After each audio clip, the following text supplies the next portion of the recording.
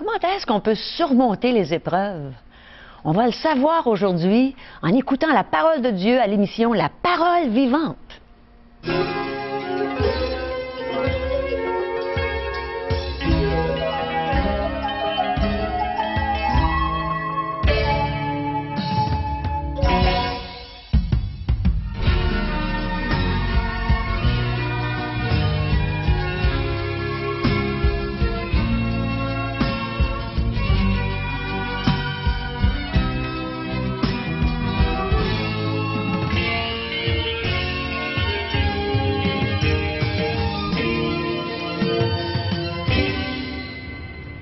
Bonjour chers amis et bienvenue à l'émission La Parole Vivante.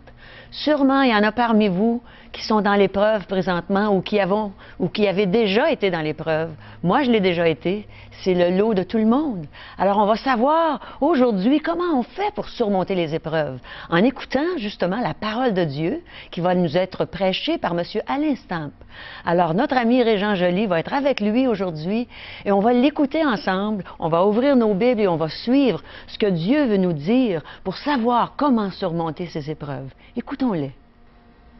Aujourd'hui, nous allons prendre un temps pour mieux connaître notre invité, M. Alain Stamp. Alain, bienvenue à l'émission Parole Vivante. Merci, Régent. Parle encore de tes postes que tu occupes en France, là, et puis orateur, conférencier, mais également tu es responsable, c'est ça, de la communication, de la FEF. Oui, je suis chargé de communication de la Fédération évangélique de France. Et ça implique quoi? C'est de communiquer avec la presse, essentiellement, les médias? Oui, essentiellement, proposer de l'information pour la presse et les médias. La Fédération évangélique de France prend aussi un certain nombre de positions en fonction de l'actualité, en fonction de grands événements sociaux, de votes de loi, etc. Et mon rôle est de déclencher un réseau d'alerte qui va formuler une position claire pour la Fédération évangélique de France. Et nous avons le privilège de bénéficier de ton savoir. De ton expérience. Modeste, savoir, modeste expérience. Pour nous ici, avec Aujourd'hui l'Espoir et les ministères, il va s'en dire surtout ce qui s'en vient pour cet été, à partir du 31 juillet au 6 ou 10 août prochain. Alors, Québec Espoir 2008, un tu grand événement en feras partie, tu seras conférencier Exactement. à quelques reprises. Je me réjouis de ces beaucoup soirées à la salle participer. Albert Rousseau. Absolument. Je crois que les téléspectateurs ont hâte de t'entendre à nouveau, parce que depuis quelques semaines, on t'entend sur les sujets là, percutants de la parole de Dieu. Mais aujourd'hui, c'est ton témoignage. Comment est-ce que Dieu est intervenu dans ta vie, une relation intime et personnelle? Je suis né dans une famille qui n'avait pas de pratique religieuse. Mon père et ma mère étaient agnostiques. Et j'ai eu bien quelques contacts avec l'Évangile au travers de mes grands-parents, qui étaient vraiment des hommes et des femmes très attachées à Dieu. Et on se retrouve où, là, dans quelle région de la France? Alors, on se retrouve, moi j'habite la région parisienne, mes grands-parents habitent en Bretagne, on va de temps en temps en vacances chez mes grands-parents, et là j'entends un petit peu parler de l'Évangile, de la parole de Dieu. Mais mes parents, qui sont modestes, désirent que je prenne des vacances et m'envoient dans une colonie chrétienne pour un camp, parce que les colonies chrétiennes à l'époque étaient bien tenues et pas trop coûteuses. Bon. Et me voilà, en tant que gamin de 10 ans, dans une colonie en Suisse. Et j'entends parler de Dieu, de la Bible, de Jésus-Christ, de ce qu'il a fait. Et franchement, je suis percuté, je n'ai pas d'autre mot. Par cela, je réalise, de toute ma grandeur d'enfant de 10 ans, je réalise, je suis pécheur. Jésus-Christ est mort pour moi. Je ne peux qu'accepter l'amour de Dieu pour moi. Et je me rappelle comme si c'était hier, avoir appelé ma monitrice, lui dire « Je veux recevoir Jésus-Christ dans mon cœur. Veux-tu venir prier avec moi ?» Et nous nous sommes assis, chambre 10, je sais encore où c'est. Et nous nous sommes agenouillés et j'ai reçu Jésus dans mon cœur.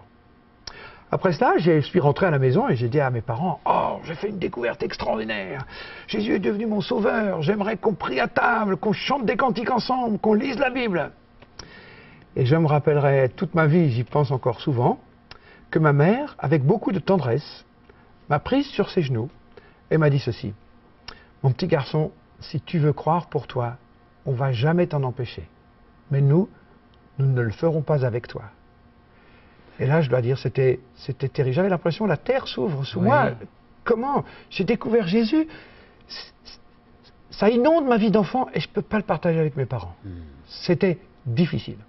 Cependant, mes parents m'ont renvoyé à quelques reprises dans d'autres camps où j'ai pu en savoir un peu plus sur l'Évangile et sur la foi.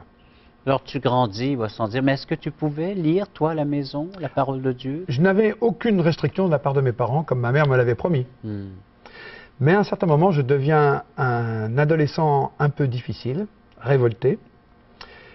Et ma mère prend conscience que si quelque chose ne se passe pas dans ma vie, ma foi s'attiédide avec cette crise d'adolescence. Il faut bien comprendre. Et puis, j'ai pas d'entourage, j'ai personne. Pas d'église. Pas d'église. Pas d'enseignement. Pas d'enseignement, pas de groupe de jeunes, rien. Et ma mère réalise que je suis en train de filer du mauvais coton. Et un jour, ma mère reçoit une invitation pour un rallye de jeunes. Et ma mère me dit, toi, tu sais pas quoi faire de tes 10 doigts, tu vas aller à ce rallye de jeunes. Je dis, non, moi je veux pas y aller, je connais personne, ils vont me parler de Dieu et tout. Elle dit, tu sais pas quoi faire de ta peau, je t'inscris, tu iras. Alors me voilà, bien obligé d'aller à cette journée spécialement organisée pour les jeunes qui avaient un jour participé à ces camps. Et là, je suis accueilli par une équipe qui m'accueille comme dans la Bible, le Père accueille le Fils prodigue. C'est-à-dire, comme s'il m'avait toujours connu, si j'avais... Voilà, à bras ouverts. Donc, en tant qu'adolescent, je suis bien perçu par ces gens, bien accueilli par ces gens. Et ce jour-là, un serviteur de Dieu apporte un message. Honnêtement, je ne peux pas vous dire ce qu'a dit cet homme, mais je peux vous dire comment il s'appelle, où c'était, et ce qui s'est passé dans mon cœur ce jour-là. J'ai réalisé, Alain, tu as pris tes distances avec Dieu. Dieu t'a racheté en Jésus-Christ. Dieu te veut pour lui, et tu dois t'attacher définitivement à Jésus-Christ. J'ai 15 ans. Je confie ma vie à Christ. Et de ce jour, je sais que ma vie sera dédiée à Christ et à son service. À 15 ans? À 15 ans. Tu réalises le plan, du moins, que Dieu a un plan, pour ta vie. Oui. Alors à partir de ce moment-là, je commence à essayer de fréquenter. Mes parents me laissent une totale liberté. J'essaye de fréquenter une église proche avec mon vélomoteur. Je vais dans une église et je me rends beaucoup dans ce groupe de jeunes qui m'a accueilli. Et petit à petit, je grandis dans ma foi jusqu'à ce qu'un jeune leader chrétien, musicien, me repère et me dise « Toi, je sens que tu as envie de partager ta foi en Jésus-Christ. Alors je vais te prendre dans mon groupe musical, je vais t'apprendre à jouer de la guitare et tu vas m'accompagner pour évangéliser, pour annoncer la bonne nouvelle par la musique. » Alors à voyager et puis organiser ses concerts. Je deviens un évangéliste itinérant par le moyen de la musique. Me voilà dans ce que je vais découvrir au fur et à mesure de ma vie qui est le... Et ce band avait un nom ou... Oui, il s'appelait, vous allez sourire, Vent d'espoir. Et c'était il y a plus de 30 ans. C'était il y a plus de 30 ans. Donc le nom a finalement une bonne longévité, même s'il n'y a aucun rapport avec le Vent d'espoir québécois. Alors de tournée en tournée, est-ce que tu jouais, tu chantais, tu racontais ton témoignage, tu partageais? Je témoignais, je partageais, j'écrivais des chants, je me suis mis à composer parce que j'avais en moi ce désir de communiquer le message de l'Évangile. Donc écrire des chants, c'est une façon de communiquer le message de l'Évangile. Mais ce que je voudrais surtout dire, c'est que c'est au travers du ministère de ce groupe musical que j'ai eu de plus en plus à cœur de devenir moi-même un évangéliste, un porteur de la bonne nouvelle de Dieu. J'allais te poser la question, définir un évangéliste. L'évangéliste, c'est quelqu'un qui a envie de communiquer le message de l'Évangile, qui a envie de le rendre clair pour ceux qui ne le connaissent pas encore, qui a envie de le mettre à la portée, qui a envie de l'amener jusque là où sont les gens. Ce sont des hommes, des êtres que Dieu a donnés à son Église, comme pasteur, docteur et évangéliste. C'est ça. Et depuis ces années, tu es toujours évangéliste. Alors je suis toujours évangéliste. Tu es porteur de ce message de la grâce de Dieu. Oui. Au travers de mon ministère musical, je suis entré en contact avec un jeune pasteur suisse qui avait à cœur la jeunesse.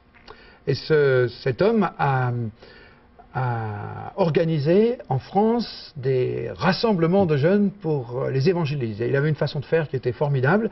Il réussissait à réunir 5 à 600 jeunes dans un dancing et faire venir un groupe musical pour que ces jeunes entendent l'évangile.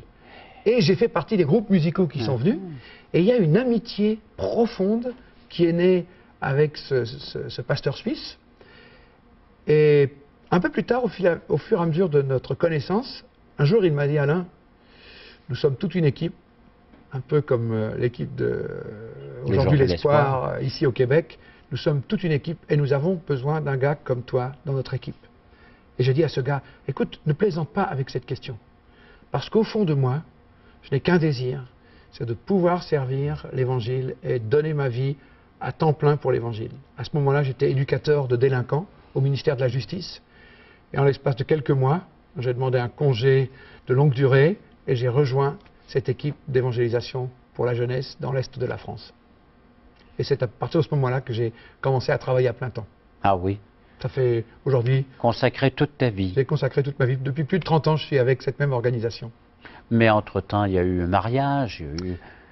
Alors, tu continues quand même. Oui, l'évangile est là, mais tu consacres à l'évangile, mais la vie continue.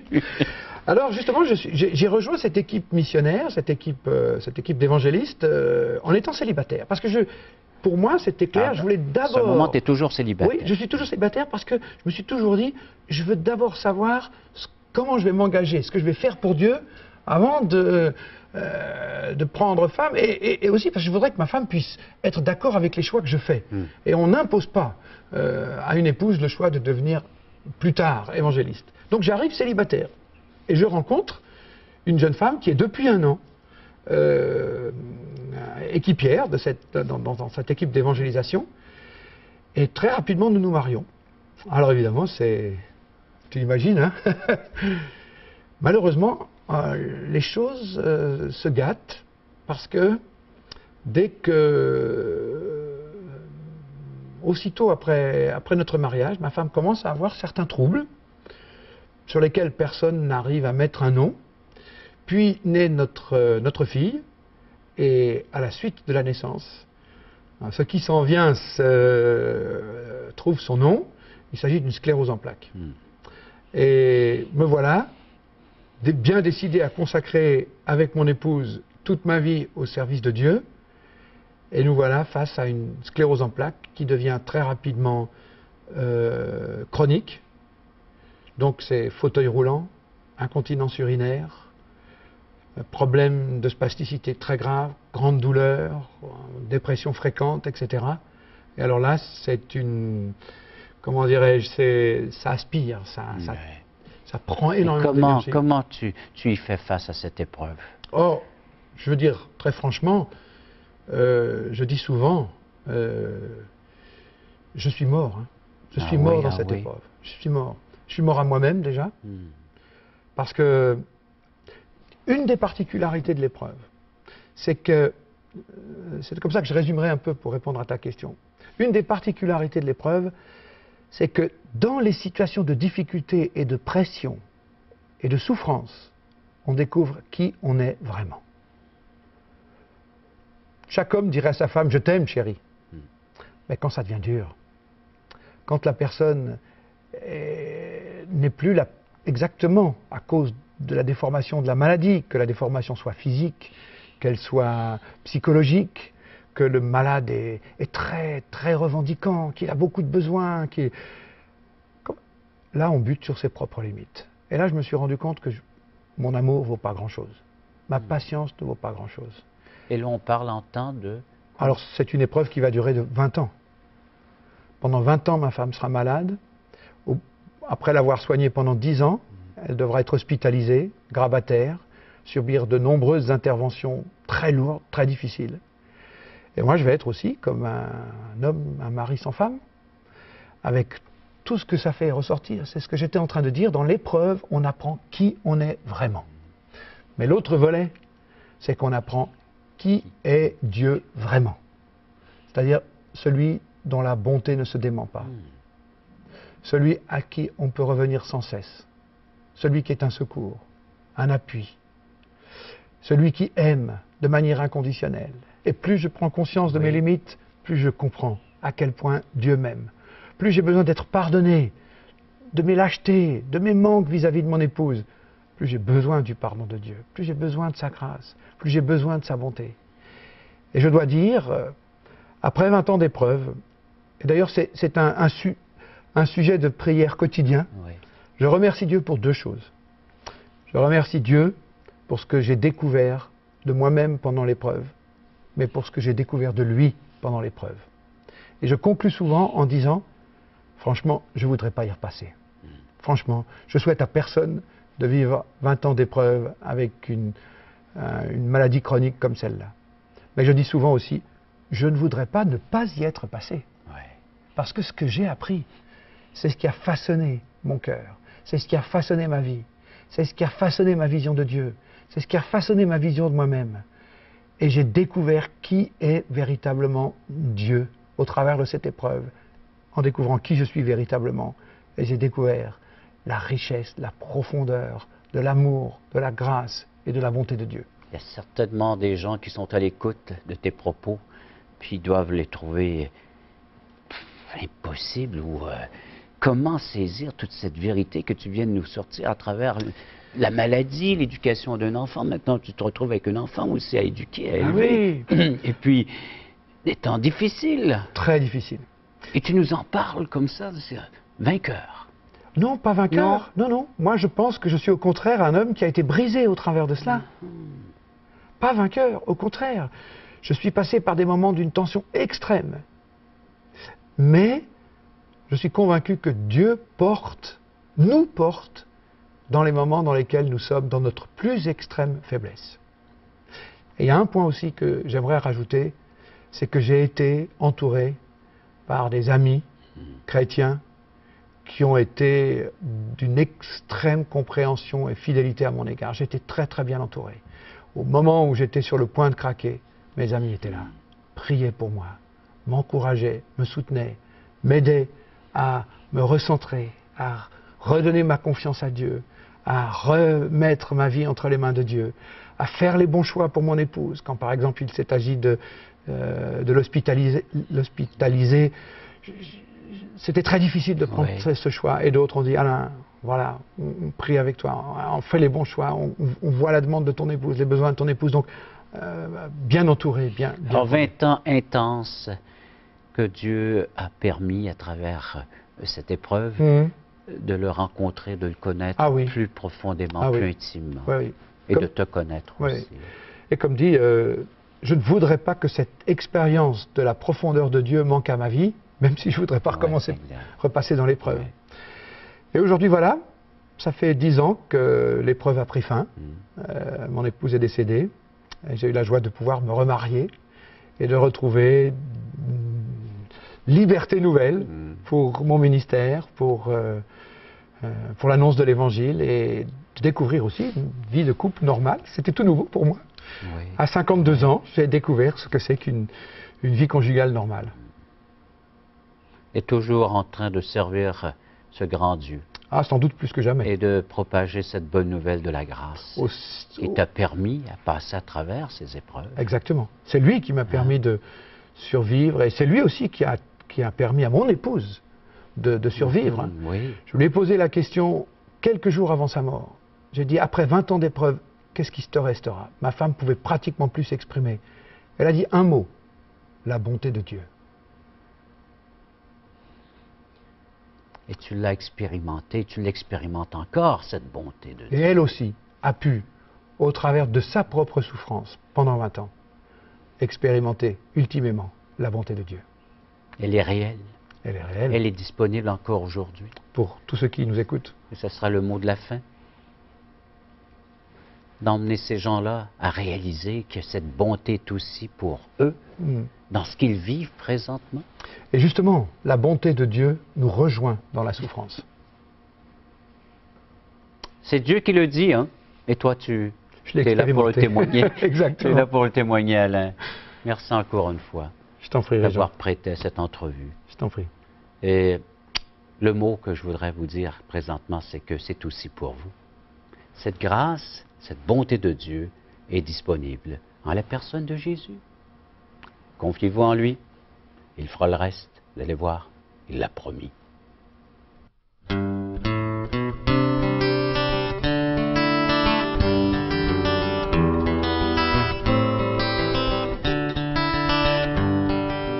Plus jamais seul, tu es toujours à mes côtés. Ton esprit remplit ma vie. Plus jamais seul, ensemble pour l'éternité. Dans ta maison je vais habiter. Quand j'étais triste, tu es venu me consoler. Ta main puissante m'a relevé. Quand j'étais seul, tu es venu m'accompagner. Par ta voix douce m'encourager.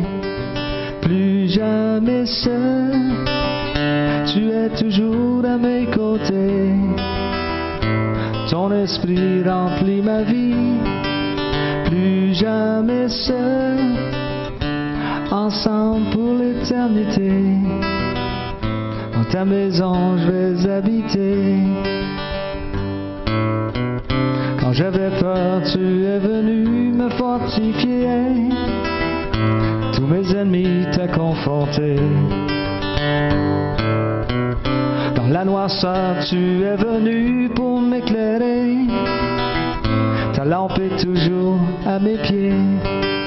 Plus jamais seul, tu es toujours à mes côtés. Ton esprit remplit ma vie. Plus jamais seul, ensemble pour l'éternité. Dans ta maison je vais habiter.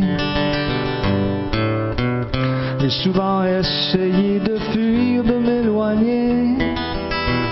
Ton bras d'amour m'a rattrapé.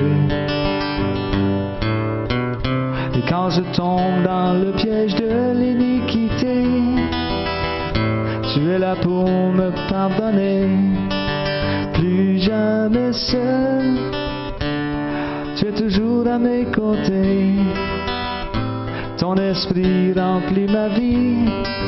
Plus jamais seul, ensemble pour l'éternité. Dans ta maison je vais habiter.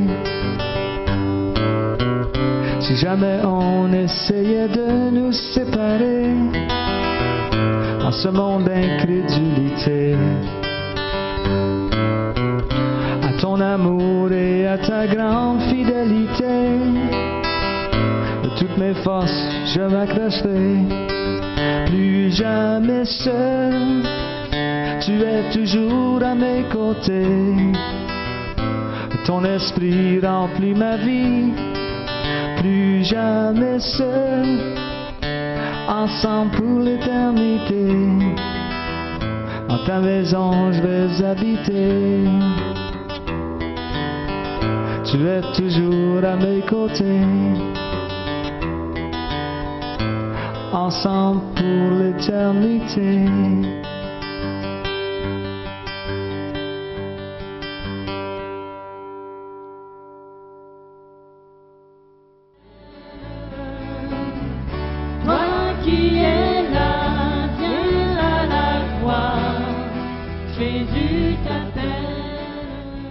Êtes-vous déjà allé à un merveilleux déjeuner de l'espoir? Sinon, vous manquez quelque chose, il faut absolument y aller. Alors, dans quelques instants, on va vous donner les coordonnées pour savoir comment en trouver un dans votre région. Alors, n'hésitez pas, acceptez notre invitation et allez. Vous allez prendre un bon déjeuner en bonne compagnie et ensuite, vous allez entendre un témoignage extraordinaire d'une vie transformée par la parole de Dieu, par l'amour de Jésus-Christ. Alors, voici nos coordonnées et n'hésitez pas, acceptez notre invitation. Regardez ce qui se passe dans cette salle. Il nous manque de la place. Voulez-vous m'aider à tasser le mur, s'il vous plaît? Hein? Jésus est vivant, il vit pour toi, il vit pour moi. Jésus est ici, il vient pour toi, il vient pour moi.